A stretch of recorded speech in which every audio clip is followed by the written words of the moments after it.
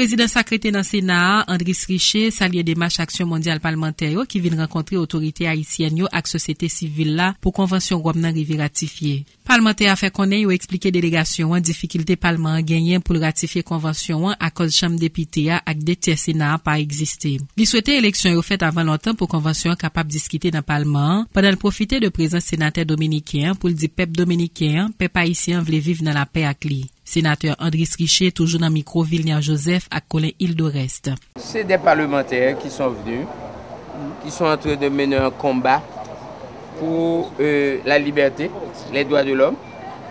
Ils sont venus demander le support d'Haïti pour le vote d'une convention tessienne, un statut de Rome, c'est-à-dire que pour la participation d'Haïti à sa la Cour internationale de justice qui gagnait à La Haye. Bon, ils sont venus, nous tendons, mais nous avons pu leur dire que pour l'instant, pour des raisons indépendantes de notre volonté, nous n'avons pas de parlement qui est capable de voter loi. Nous espérons que des élections seront organisées dans le pays très bientôt et que nous sommes capables de porter la convention devant le Parlement pour le vote.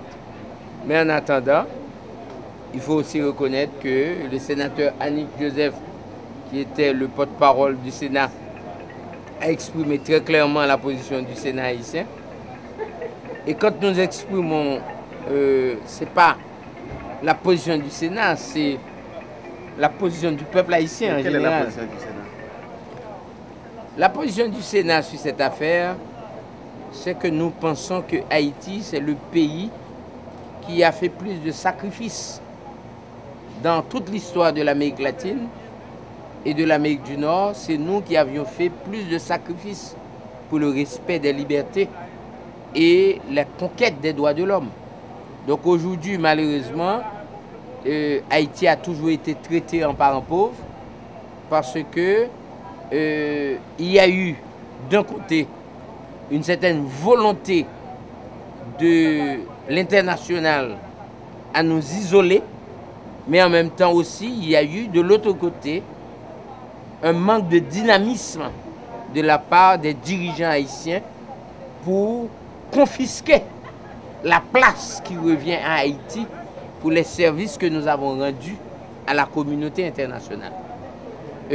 Aujourd'hui, sur ma présidence, en tant que sénateur de la République et président du Sénat, même quand certains sénateurs qui ne comprennent pas que le Parlement continue à exister, je vous dis que aujourd'hui, plus que jamais, le combat pour que Haïti soit non seulement respecté, mais le nom de Haïti se retrouve dans la place qui lui convient en matière de lutte pour la liberté, parce que nous avons été le premier pays à donner le signal d'alarme de la liberté.